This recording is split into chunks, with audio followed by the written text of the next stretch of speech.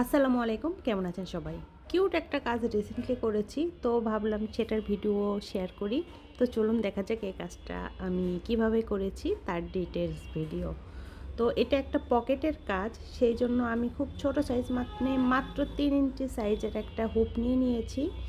এবং এখানে যে সুতাগুলো আমি ইউজ করতেছি সেগুলো সবগুলোই শেডেড সুতা, লাচ্ছি সুতা যে আমাদের বাজারে সচরাচর পাওয়া যায় সেই সুতাই।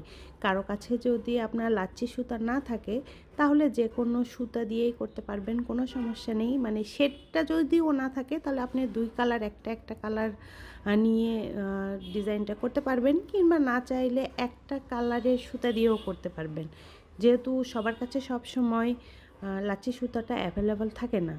তো আমি আগে পাতাগুলো করে নিয়েছি। পাতার কিন্তু সেলাইটা খুবই সহজ। এর আগে আমি অনেক ভিডিও এবং রিলস, শর্ট ভিডিও শেয়ার করেছি।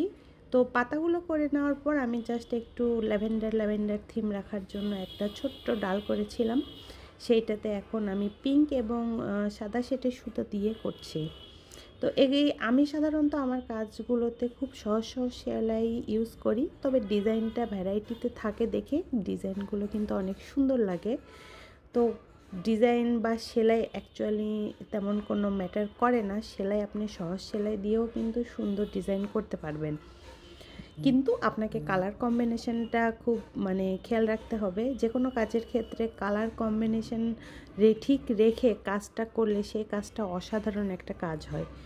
তো কথা বলতে বলতে আমাদের বাকি কাজগুলো হয়ে গেল। আমি যে এখানে একটা হাফ ফ্লাওয়ার থিম করেছি, সেইটা আমি এখন নর্মাল বা সাধারণ শার্টেন স্টিচ যেটা, সেটাতে আমি সেই স্টিচটা দিয়ে কাজটা করছি। এখানে আমি সুতার পরিমাণ নিয়েছি 3 তার। এখানে কমলা এবং লাল শেষ সুতা নিয়েছি।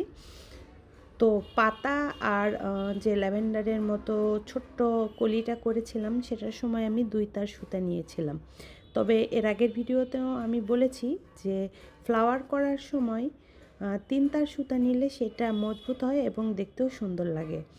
তো এখন আমি ফ্লাওয়ারের মাঝখানে যে রেণুগুলো আছে সেই রেণুগুলো দিব, সেটা হবে ফ্রেন্ডস নট স্টিচ দিয়ে। এবং এই সেলাইটা আমার এত পছন্দ, এই সেলাইটা প্রতিটা ডিজাইনে না থাকলে আমার ডিজাইন মনে হয় সম্পূর্ণ হয় না।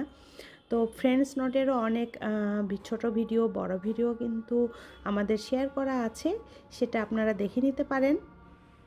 রেণুটা শেষ হয়ে গেলে আর একটু কাজ বাকি, তাহলে কিন্তু এই কিউট কাজটা হয়ে যাবে। রেণুর জন্য আমি সাদা এবং কমলা কালার এটা হচ্ছে হলুদ কালার সুতা ইউজ করেছিলাম। তো এটার কাজ প্রায় শেষ, দেখুন জাস্ট কিউট একটা কাজ। ধন্যবাদ সবাইকে।